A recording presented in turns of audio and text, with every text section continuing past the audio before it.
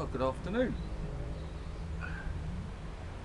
Thought I'd come outside today as it's rather nice. You can see actually just behind me where on Maundy Thursday we had the reservation of the sacrament and the watch during the evening. That's, if you look back at some of the films, you'll see it got darker and darker and darker as we stayed outside. The opportunity to come out into the garden and to follow Jesus at that point was quite important. Um, we're moving on now in our Easter celebration. Odd to say celebration, but it is this Sunday. Tonight you'll hear us talking about this Sunday's reading. That's the Road to Emmaus. We had it briefly the other week during the week, but to this Sunday that's the one we sent on from Luke's Gospel. Great story, love it. My training incumbent in Torquay, it was his favourite story of Easter, and it's we'll talk about that one later on. Wonderful. I'm trying to stop myself right now. How are things going on? A couple of questions. Someone I've been asked a few times now. Do I do stuff live? Am I doing live streaming? Apart from the watch and that, no. We've tried it to begin with. If we lose internet contact, if things pack up, go wrong, it's very clumsy and awkward. And the dignity of worship can be lost as I'm realising it's all gone wrong. Or if something goes wrong, it can be very difficult. It's not like when we're together in church, we've got other people to help and so forth. It's okay. So it's very difficult to live stream for services. And so what we do is either just before or at the time of the service, we begin and I get it onto the line as soon as possible, so that we can join in. So it's a great idea. If you've got somebody that can actually operate the camera, you could live stream on your own, much safer, to do it slightly ahead and then put it on. So that's why I do that. Other questions? Yes, we are still not allowed in our churches. There's some other churches, the Roman Catholic Church is streaming,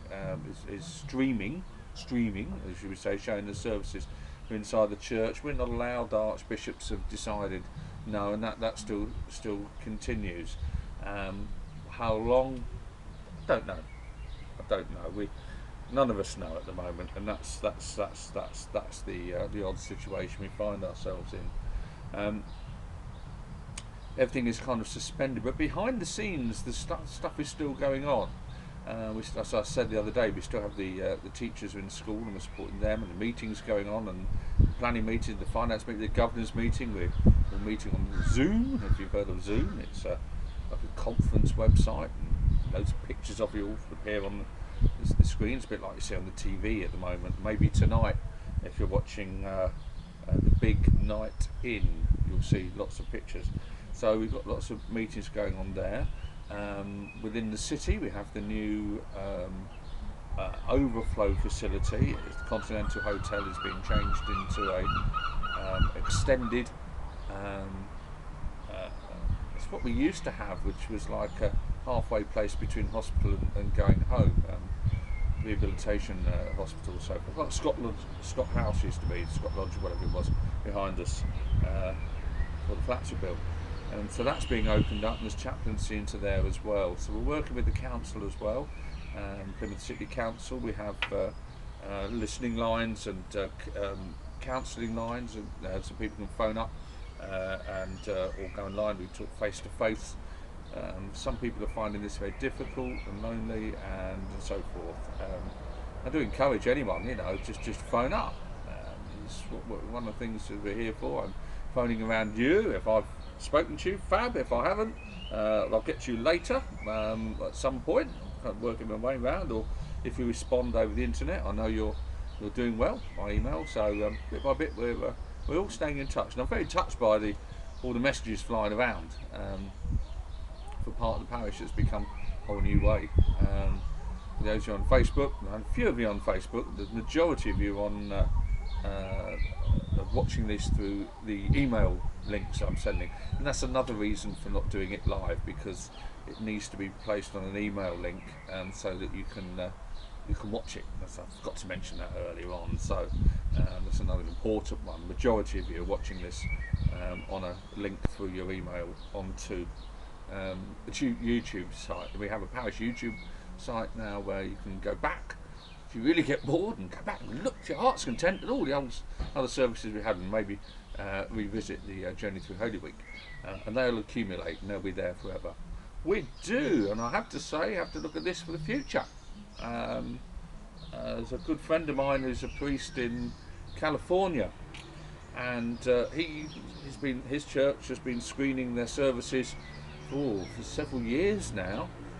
Each week they screen their Sunday service so that those that can't be there can not feel left out, and it's that may well be part of almost certainly I think we have something we will look at when we come back together and keep this system going. We are in the 21st century. The church likes to sit in around about the 16th century, but we're in the 21st century now, so we need to engage with that. So we do have lots of going on behind the scenes, lots going on quietly in the church, but yet we still find ourselves divided from one another. I noticed that the number of cars are building up steadily in the streets. The number of people going out walking is increasing. We've got to be careful of that. I sound like a government spokesman now, but I'm not. We do need to be careful of that and show that patience and try and find some of that patience. Touch in, as I said the other day, touch into some of that patience which the apostles, the disciples needed after Pentecost. They try that. So that's where we are at the moment. The immediate business of the church is shut down, but behind the scenes there is a lot going on. And hello, Bishop, if you're watching this, I know they're tuning into the services, Archdeacon, they're tuning into the services and what we do. So we're kind of reaching a bit further, as it were, into your living rooms. So that's about it from me now. A little bit of a chat. Here's where we are.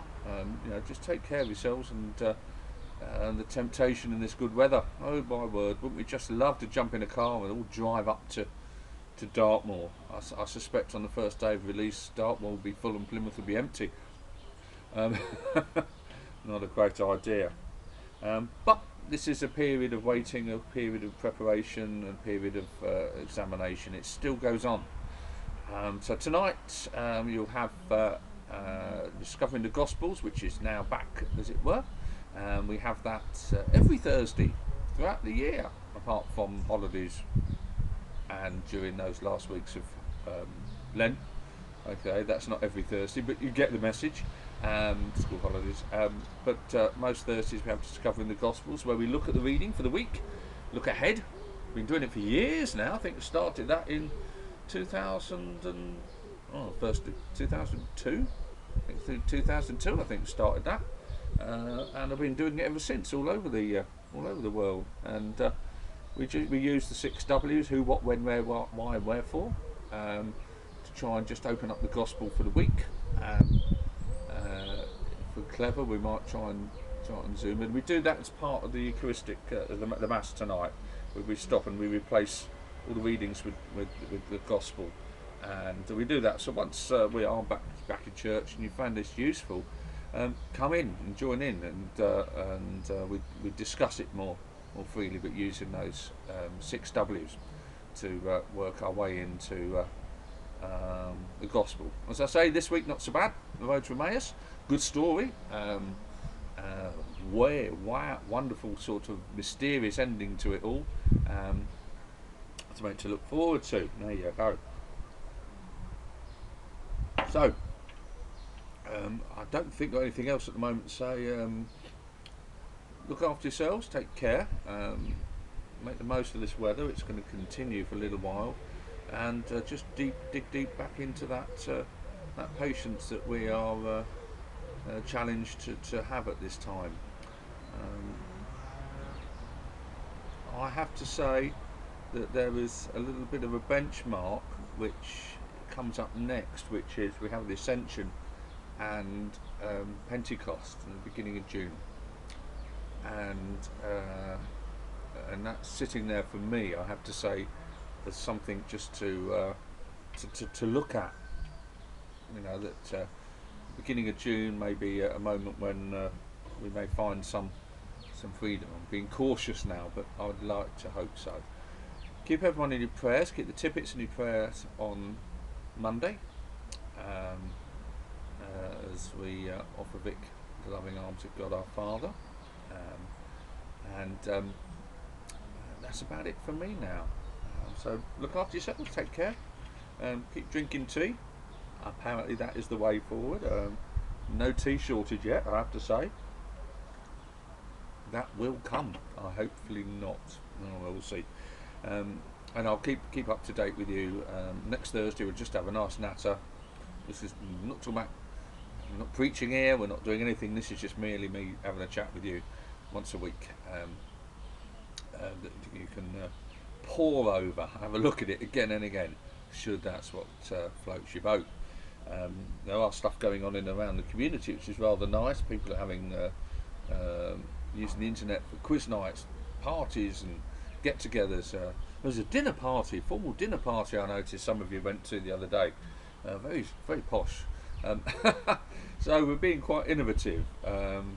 Do wonder, don't you, if Pentecost was happening right now, if this was the moment of the resurrection of Christ and we had all the technology at the time of the resurrection now, how would the message have got out? You do wonder, don't you? People sort of using their texting and Facebooking and messaging and Instagram and all those bits to say, here, have you heard? Have you seen this? Have you seen that? It'd be extraordinary how quick the word would get around, wouldn't it? Took a lot longer when he did rise from the dead 2,000 years ago. They didn't even have snail mail then. If they wanted to take the message, they had to use their own 2 feet and go and tell them themselves. Took a long time to get a message from Jerusalem all the way over to Corinth and even further to Rome. You know, that took in days and days and a week sailing. So you just imagine, can't you? What would it have been like? The women came to the tomb and they got their phone out as they're walking back from the tomb and started to tap away. Do you know what? Mary's just seen a gardener. Can you believe it?